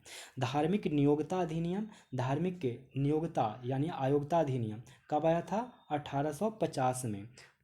कब आया था? 1850 में। सती निषेध अधिनियम कब आया था? सती निषेध अधिनियम वो आया था 1829 को। सती अधिनियम 1829 को आया था। और मूल निवासी देशी विवाह अधिनियम कब आया था? तो वो आया था 1872 में। 1872 में। और सहमति की आयु अधिनियम कब आया था? 1891 में। 1891 में। फिर से देख लीजिए, भारतीय दास्ता अधिनियम 1843 में, भारतीय दास्ता अधिनियम 1843 में, धार्मिक नियोक्ता अधिनियम 1850 में, धार्मिक नियोक्ता अधिनियम 1850 में, 1829 में आया था सती प्रथा, सती निषेध अधिनियम 1829 में। और मूल निवासी देशी विवाह अधिनियम आया था 1872 में। मूल निवासी देशी विवाह अधिनियम 1872 में। सहमति की आयु अधिनियम 1891 में। सहमति की आयु अधिनियम 1891 में। कांग्रेस के किस अधिवेशन में स्वदेशी का प्रस्ताव स्वीकार किया गया था? तो वो किया गया था 1906 का कलकत्ता अधिवेशन। कांग्रेस के किस अधिवेशन में स्वदेशी का प्रस्ताव स्वीकार किया गया था? तो 1906 का कलकत्ता अधिवेशन। एक इकाई के रूप में द्वितीय कर्नाटक युद्ध में कौन लड़ा था? तो वो लड़ा था मुजफ्फर जंग और चंदा साहिब फ्रांसीसी। एक इकाई के रूप में द्वितीय कर्नाटक युद्ध में कौन लड़ा था? तो मुजफ्फर जंग और चंदा साहिब फ्रांसीसी। देखिए, मुजफ्फर जंग, चंदा साहब और फ्रांसीसियों में की संयुक्त सेनाओं ने 1749 में अम्बूर की लड़ाई में अनवर उद दीन को पराजित कर मार डाला। नवाब युद्ध में जल्दी मारा गया और नवाबी का दावा करने के लिए अपने बेटे मोहम्मद अली के पीछे छोड़ गया। अब देखते हैं 97 नंबर क्वेश्चन। प्रथम कर्नाटक युद्ध के संदर्भ में निम्नलिखित में से कौन सा कथन सही नहीं पूछ रहा है। तो कौन सा सही नहीं है? तो बी आंसर सही नहीं है कि संधि शर्तों के अनुसार फ्रांसीसी को अफ्रीका में उनके क्षेत्र वापस मिल गए। संधि शर्तों के अनुसार फ्रांसीसी को अफ्रीका में उनके क्षेत्र वापस मिल गए, ये सही नहीं है। कह रहा कि प्रथम कर्नाटक युद्ध के संदर्भ में निम्नलिखित में से कौन सा कथन सही नहीं है? तो बी ऑप्शन सही नहीं है। देखिए, पहले देख लीजिए, ये तीनों ही सही हैं। ये ए सही है, सी सही है, डी सही है। पढ़ के सुनाते हैं। इसके साथ ही ऑस्ट्रेलिया के उत्तराधिकारी युद्ध का भी समापन हो गया। प्रथम कर्नाटक युद्ध जैसी खत्म तो ऑस्ट्रेलिया के उत्तराधिकारी का युद्ध भी समाप्त हो गया। दूसरा, संधि शर्तों के अनुसार फ्रांसीसी को अफ्रीका में उनके क्षेत्र वापस मिल गए, ये गलत कथन है। प्रथम कर्नाटक युद्ध यूरोप में ऑस्ट्रेलिया के उत्तराधिकारी युद्ध से संबंधित आंग्ल फ्रांस युद्ध का ही विस्तार था, ये सही है। इस युद्ध को फ्रांसीसी सेना और कर्नाटक के नवाब अनवर उद्दीन की सेना के बीच हुई सेंट थॉम चेन्नई की लड़ाई के लिए याद किया जाता है, जिनसे अंग्रेजों ने मदद की अपील की थी। कुल मिला के अगर देखा जाए तो ये प्रथम कर्नाटक वार खत्म जो हुआ था एला सापेल की संधि के द्वारा खत्म हुआ था, जो कि 1748 में हुआ था। देखते हैं 98। काबुल में अस्थायी सरकार में कौन गृह मंत्री था? तो वो था ओबेदुल्ला सिंधी। काबुल में भारत के अस्थायी सरकार में कौन गृह मंत्री था? तो ओबेदुल्ला सिंधी। देखिए, भारत के अस्थायी सरकार केंद्रीय शक्तियों के समर्थन से प्रथम विश्व युद्ध के दौरान भारतीय स्वतंत्रता समिति के द्वारा 1 दिसंबर 1915 को काबुल में स्थापित अस्थायी सरकार थी, जिसके प्रधानमंत्री बरकतुल्लाह थे। प्रधानमंत्री कौन थे? बरकतुल्लाह। गृह मंत्री कौन थे? ओबेदुल्लाह। और अध्यक्ष कौन थे? राजा महेंद्र प्रताप। भारत में अंग्रेज क्यों सफल हुए और फ्रांसीसी विफल हो गए? क्यों हो गए? तो इसका आंसर ई होगा। क्यों? क्योंकि देखिए, क्योंकि पहला अंग्रेजी कंपनी निजी कंपनी थी, जबकि फ्रांसीसी कंपनी राजकीय संस्था थी। फ्रांसीसी गवर्नमेंट कंपनी थी और अंग्रेजी निजी कंपनी प्राइवेट कंपनी थी, ये भी एक कारण बना था। फ्रांसीसी नौसेना ब्रिटिश नौसेना से हिंतर थी, मतलब फ्रांसीसी की जो नौसेना सैनिक थी वो ब्रिटिश के नौसेना से कमज़ोर थी। बंगाल के धन ने अंग्रेज़ों की सहायता की। बंगाल में जो उनको मिल गया था शाही फरमान माने सुनहरा मैग्ना कार्टा के नाम से जाना जाता है, जो उसमें से बंगाल में बहुत सारे धन इकट्ठा कर लिए थे अंग्रेजों ने। फ्रांसीसी ने अपनी क्षेत्रीय महत्वाकांक्षी को व्यावसायिक हितों के अधीन कर दिया। फ्रांसीसियों ने अपनी क्षेत्रीय महत्वाकांक्षी को व्यावसायिक हितों के अधीन कर दिया।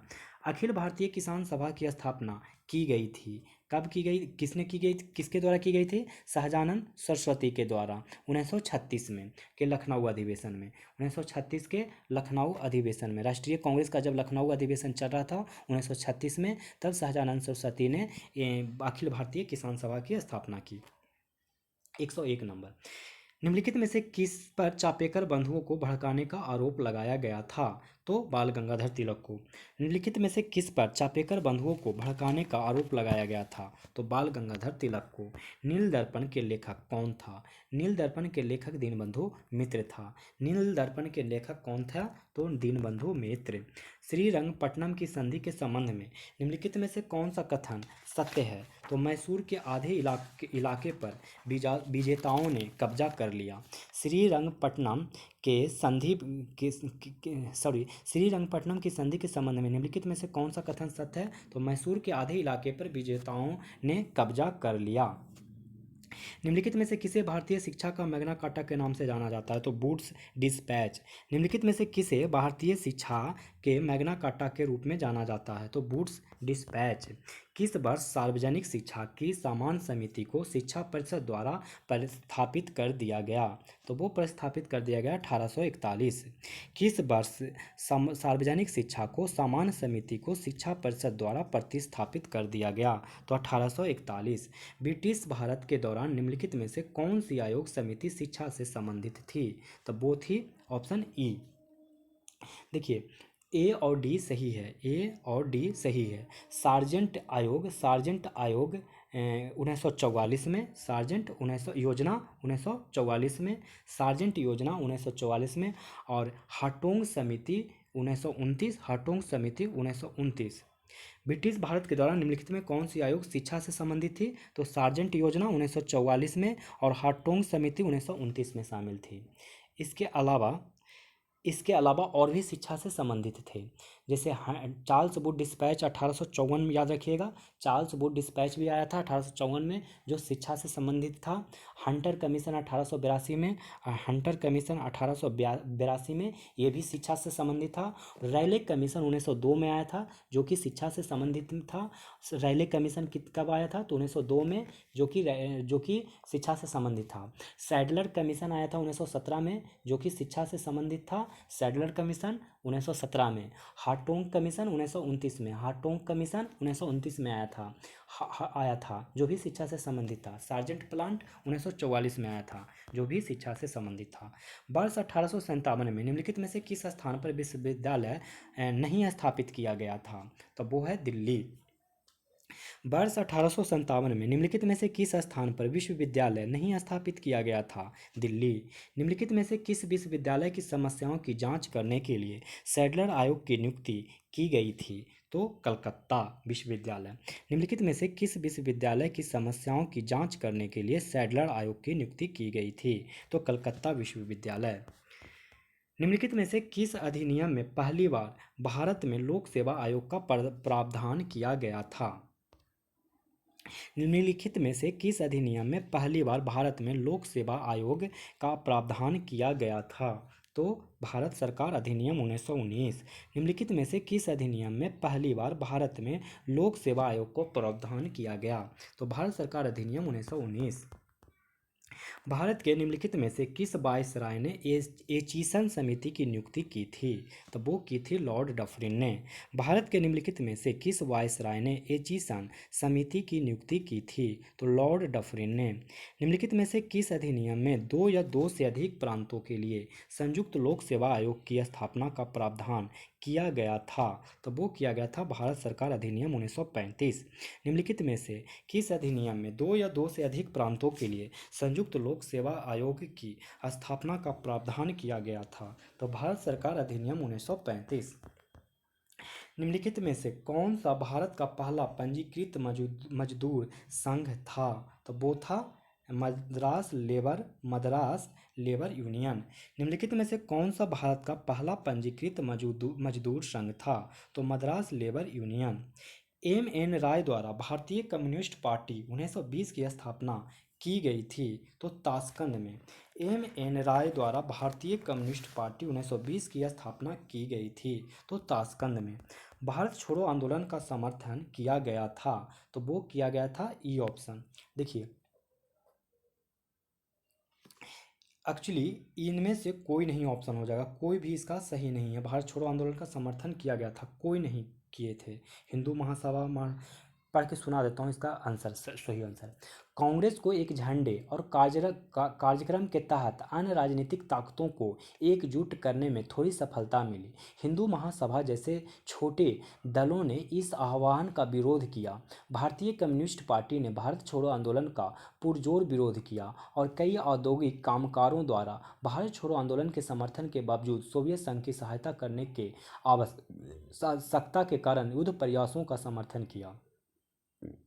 इसके जवाब में अंग्रेजों ने इस पार्टी पर से प्रतिबंध हटा लिया। इस आंदोलन को रियासतों में कम समर्थन मिला क्योंकि राजाओं ने इसका पुरजोर विरोध किया और विपक्ष का वित्त पोषण किया। कांग्रेस सोशलिस्ट पार्टी की स्थापना किस वर्ष हुई? तो वो हुई 1934 में। कांग्रेस सोशलिस्ट पार्टी की स्थापना किस वर्ष हुई? तो 1934 में। निम्नलिखित में से कौन कांग्रेस सोशलिस्ट पार्टी की स्थापना से जुड़े हुए थे? तो वो इसका आंसर ई हो जाएगा। कौन कौन जुड़े हुए थे? तो देखिए,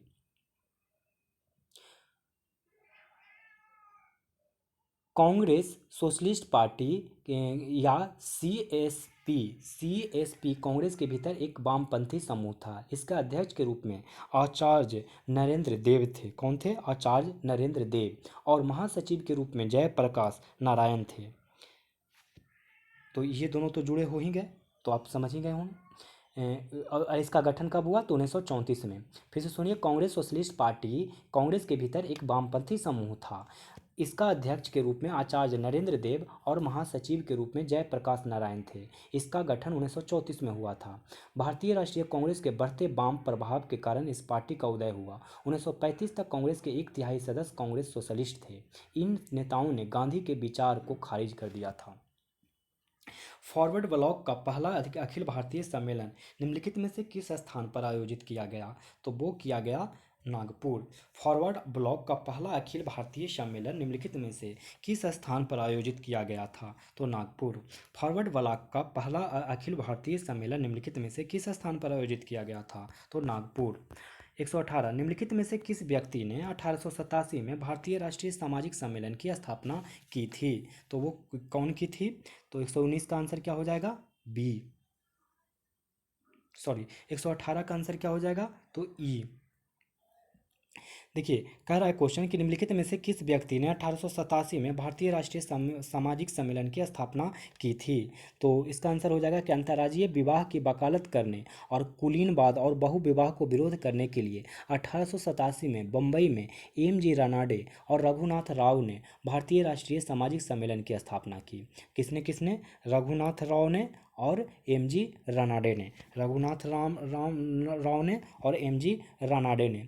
तो आंसर ई हो जाएगा। क्यों हो जाएगा? समझ गए होंगे आप।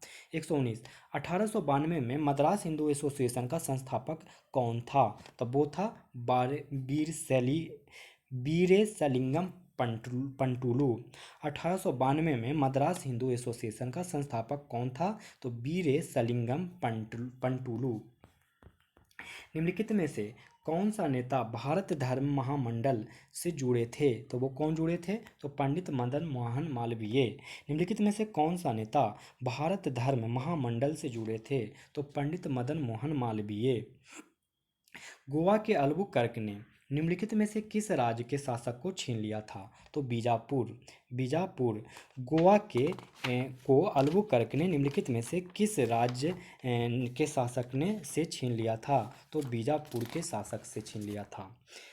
122 नंबर कह रहा है कि किस पुर्तगाली वायसराय ने भारत में शांत जल की नीति का पालन किया था? तो वो किया था फ्रांसिस्को डी अल्मीडा। किस पुर्तगाली वायसराय ने भारत में शांत जल की नीति का पालन किया था? तो फ्रांसिस्को डी अल्मीडा। निम्नलिखित में से किस पुर्तगाली राजकुमार को नेविगेटर उपनाम दिया गया था? तो प्रिंस हेनरी। निम्नलिखित में से किस पुर्तगाली राजकुमार को नेविगेटर उपनाम दिया गया था? Prince Henry. निम्नलिखित में से किसने 1924 से 25 के बायकोम सत्याग्रह की भूमिका निभाई थी? तो के केल्पा के केल्पन। निम्नलिखित में से किसने 1924 से 25 के बायकोम सत्याग्रह में प्रमुख भूमिका निभाई थी? तो के केल्पन। निम्नलिखित में से किस गवर्नर जनरल को भारतीय प्रेस का मुक्तिदाता कहा जाता था? तो वो कहा जाता था सर चार्ल्स मेटकॉफ को। निम्नलिखित में से किस गवर्नर जनरल को भारतीय प्रेस का मुक्तिदाता कहा जाता था? सर चार्ल्स मेटकॉफ को। निम्नलिखित में से किसने भारत के प्राचीन कला परंपराओं को पुनर्जीवित करने के लिए Indian society of oriental art की स्थापना की थी? अवनिंदर नाथ टैगोर। निम्नलिखित में से किसने भारत की प्राचीन कला परंपराओं को पुनर्जीवित करने के लिए Indian society of oriental art की स्थापना की थी? तो अवनिंदर नाथ टैगोर। निम्नलिखित में से कौन सी रविंद्रनाथ टैगोर की कृति नहीं है? तो वंदे मातरम नहीं है। बाकी Gardener, King of Dark Chamber, Gitanjali, ये तीनों ही रविंद्रनाथ टैगोर की कृति है। Gardener, King of Dark Chamber, Gitanjali. बाकी वंदे मातरम रविंद्रनाथ टैगोर की नहीं है। नेक्स्ट सवाल कि निम्नलिखित में से किस संगठन ने द इंडियन सोशलिस्ट नामक पत्रिका प्रकाशित की? तो वो प्रकाशित की इंडिया हाउस। निम्नलिखित में से किस संगठन ने द इंडियन सोशियोलॉजिस्ट नामक पत्रिका प्रकाशित की? तो इंडिया हाउस। 6 जुलाई 1905 को बंगाल के विभाजन की घोषणा करने वाले पहले समाचार पत्र का क्या नाम था? तो वो नाम था संजीवनी। 6 जुलाई 1905 को बंगाल के विभाजन की घोषणा करने वाले पहले समाचार पत्र का क्या नाम था? संजीवनी। न्यू इंडिया और कॉमनवेल्थ समाचार पत्र किसके द्वारा शुरू किया गया था? तो एनी बेसेंट। न्यू इंडिया और कॉमनवेल्थ समाचार पत्र किसके द्वारा शुरू किया गया था? तो एनी बेसेंट। भारत के साथ व्यापार करने के लिए संयुक्त स्टॉक कंपनी शुरू करने वाले पहले लोग कौन थे? तो वो थे डच। भारत के साथ व्यापार करने के लिए संयुक्त स्टॉक कंपनी शुरू करने वाले पहले लोग कौन थे? डच। अब इसको सीक्वेंस में सजाने कह रहा है, सबसे पहले और सबसे पहला में व्यवस्थित कीजिए। तो चलिए करते हैं। आंसर इसका सी होने जा रहा है। देखिए, पानीपत का जो तीसरा युद्ध है वो 1761 में हुआ था। पानीपत का युद्ध कब हुआ था? तीसरा युद्ध 1761 में, मराठा वर्सेस अहमद शाह अब्दाली के बीच में। पानीपत का तीसरा युद्ध 1761 में मराठे बनाम अहमद शाह अब्दाली के बीच में। पेरिस का संधि कब हुआ था? 1763 में। पेरिस का संधि कब हुआ था? 1763 में। मंगलोर की संधि कब हुआ था? 1784 में। मंगलोर का संधि 1784 में। और मद्रास की संधि कब हुआ था? 1769 में। मद्रास की संधि 1769 में। देखिए, पानीपत का तीसरा युद्ध 1761 में मराठे बनाम अहमद शाह अब्दाली के बीच, और पेरिस की संधि 1763 में सप्तवर्षीय युद्ध के बाद इंग्लैंड और फ्रांस के बीच में हुआ था। मद्रास की संधि हुआ था प्रथम आंग्ल मैसूर युद्ध के बाद। मंगलोर की संधि हुआ था द्वितीय आंग्ल मैसूर युद्ध के बाद। अब हम देखेंगे 133 नंबर क्वेश्चन। कह रहा है कि सूची 1 को सूची 2 से सही सुमेलित बताना है। तो 133 का जो सही सुमेलित होगा होलकर इंदौर, होलकर इंदौर, होलकर इंदौर। देखिए, गायकवाड़ बड़ौदा, गायकवाड़ बड़ौदा, गायकवाड़ बड़ौदा, गायकवाड़ बड़ौदा से संबंधित है। भोंसले नागपुर से संबंधित है। भोंसले नागपुर से, गायकवाड़ बड़ौदा से, भोंसले नागपुर से। और पेशवा, पेशवा जो संबंधित है पूना से, पेशवा पूना से संबंधित है। और होलकर इंदौर से, होलकर इंदौर से, पेशवा पूना से। और ग्वालियर से संबंधित है सिंधिया, ग्वालियर से संबंधित है सिंधिया, सिंधिया। और पेशवा पूना से, होलकर इंदौर से। अब देखिए, प्रथम आंग्ल मराठा युद्ध में मराठा सेना का नेतृत्व कौन कर रहा था? तो महादजी शिंदे। प्रथम आंग्ल मराठा युद्ध में मराठा सेना का नेतृत्व कौन कर रहा था? तो महादजी शिंदे। निम्नलिखित कथन पर विचार कीजिए और संधि की पहचान कीजिए। तो संधि की पहचान करने का रहा है, तो पहले ये तीनों को देख लीजिए। इस पर बाजीराव द्वितीय और अंग्रेजों के बीच हस्ताक्षर किया गया था। मैंने कौन सा संधि है जिस पे बाजीराव द्वितीय और अंग्रेज के बीच हस्ताक्षर किया गया था? बाजीराव ने सूरत शहर सौंप दिया। इस जो भी संधि हुआ उस संधि के तहत बाजीराव ने सूरत शहर सौंप दिया। निजाम के अधिराज व चौथ के सभी दावे छोड़ दिए। निजाम के अधिराज पर चौथ के सभी दावे छोड़ दिए इस संधि के द्वारा। तो वो संधि कौन सा था? तो बेसिन का संधि था। बेसिन के संधि बाजीराव द्वितीय और अंग्रेज के बीच हस्ताक्षर हुआ था। बेसिन की संधि के द्वारा ही बाजीराव ने सूरत शहर सौंप दिया था और इसी संधि के तहत, बेसिन की संधि के तहत, निजाम के अधिराज पर चौथ के सभी दावे छोड़ दिए थे। अब देखिए नेक्स्ट, सिंध ने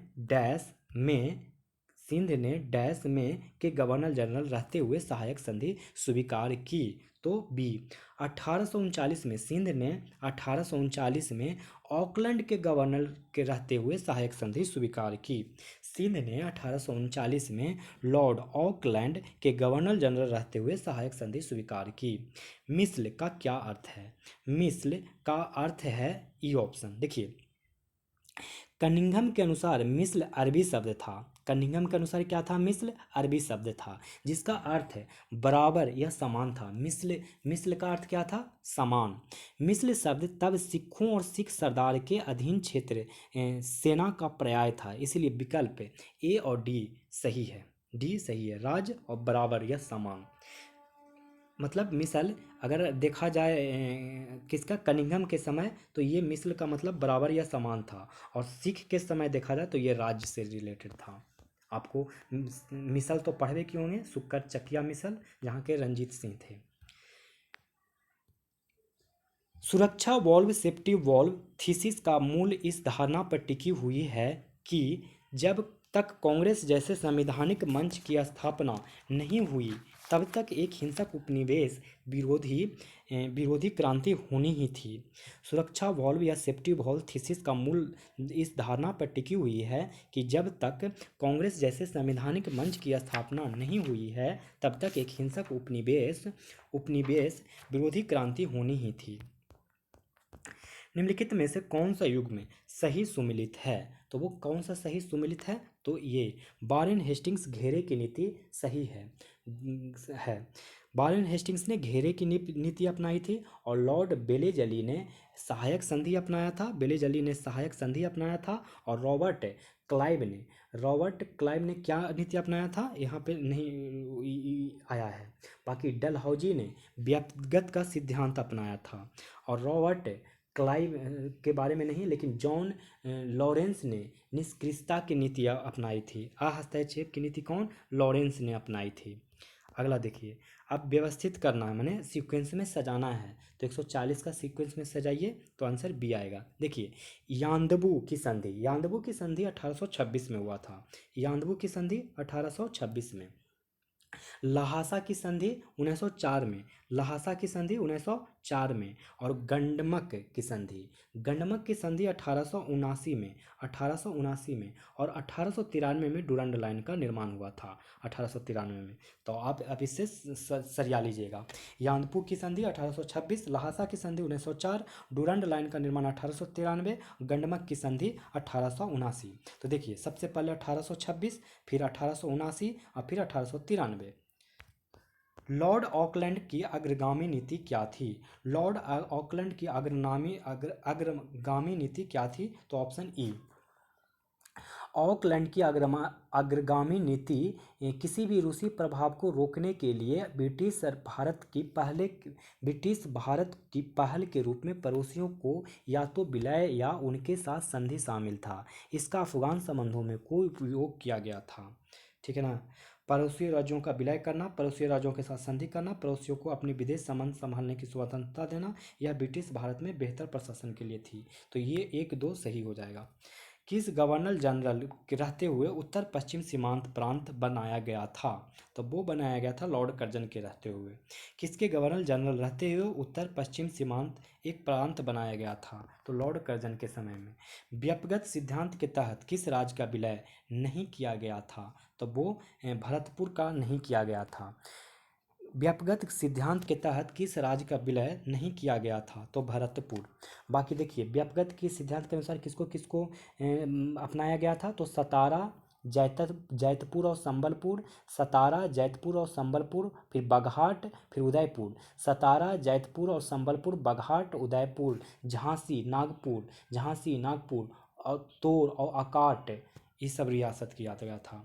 1857 के विद्रोह के संबंध में मंगल पांडे किस बंगाल नेटिव इन्फेंट्री से थे? तो वो किससे थे? 34वीं से थे। 1857 के विद्रोह के समय मंगल पांडे किस बंगाल नेटिव इन्फेंट्री से जुड़े थे? तो 34वीं। अब इसमें से गलत कथन पूछ रहा है कि गलत कथन कौन सा है? तो एस.एन. बनर्जी ने 1925 में कांग्रेस से त्याग पत्र दे दिया था, यही गलत है। लेकिन सही क्या क्या है? तो कांग्रेस का फैजपुर अधिवेशन किसी गांव में आयोजित किया जाने वाला पहला अधिवेशन था। कांग्रेस का फैजपुर अधिवेशन क्या था? किसी गांव में आयोजित किया जाने वाला पहला अधिवेशन था।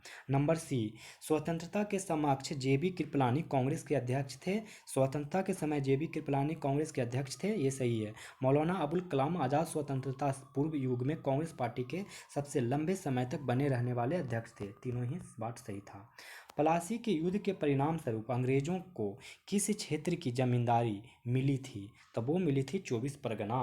प्लासी के युद्ध के परिणाम स्वरूप अंग्रेजों को किस क्षेत्र की जमींदारी मिली? 24 परगना। 147, किस शासक ने अंग्रेजी व्यापारियों की तुलना में भारतीय व्यापारियों को समान अवसर प्रदान करने के लिए शुल्कों को पूरी तरह समाप्त करने का निर्णय लिया? तो मीर कासिम ने। किस शासक ने अंग्रेजी व्यापारियों की तुलना में भारतीयों व्यापारियों को समान अवसर प्रदान करने के लिए शुल्कों को पूरी तरह समाप्त करने का निर्णय लिया? तो मीर कासिम ने। इलाहाबाद की संधि के अनुसार निम्नलिखित में से कौन सा कथन सही है? तो वो सही कथन क्या हो जाएगा? तो सी कथन। 26 लाख रुपये दीवानी अधिकारी सौंपने के लिए मुगल बादशाह को पेंशन। इलाहाबाद संधि के अनुसार कौन सा कथन सही था? तो 26 लाख में दीवानी अधिकारी सौंपने के लिए मुगल बादशाह का पेंशन। चलिए, अब 149 नंबर, झांसी में 1857 के विद्रोह को किस ब्रिटिश अधिकारी ने दबाया था? तो ये दबाया था जनरल ह्यूरोज ने। झांसी में 1857 के विद्रोह को किस ब्रिटिश अधिकारी ने दबाया था? जनरल ह्यूरोज ने। एशियाटिक सोसाइटी ऑफ बंगाल की स्थापना कब हुई थी? तो ये हुई थी 15 जनवरी 1784। एशियाटिक सोसाइटी ऑफ बंगाल की स्थापना कब हुई थी? तो 15 जनवरी 1784। तो दोस्तों, ये था हमारा मतलब क्या, सॉरी, परफेक्शन आईएएस का ये टेस्ट संख्या 3 था, सेट संख्या 3 था, जो मैंने आपको करवा दिया। इसमें मॉडर्न हिस्ट्री के 150 प्रश्न थे। अब नेक्स्ट वीडियो में यानी प्रैक्टिस सेट जब 4 लाऊंगा तो उसमें साइंस के प्रश्न होंगे। तो आइए, आप लोग से अब हम विदा लेते हैं, लेकिन इसके पहले अगर आप लोग को अगर ये वीडियो पसंद आ रहा हो तो लाइक करें, और अगर चैनल पर नए हों तो सब्सक्राइब करें, और अपने दोस्तों को भी इस चैनल को शेयर करें।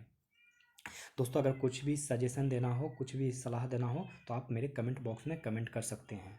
अब आप लोग को हम छोड़े चलते हैं इस उम्मीद के साथ कि आप लोग अपने चरित्र को इस प्रकार बनाएंगे कि महिलाएं आपके साथ होने से सुरक्षित महसूस करेगी। धन्यवाद।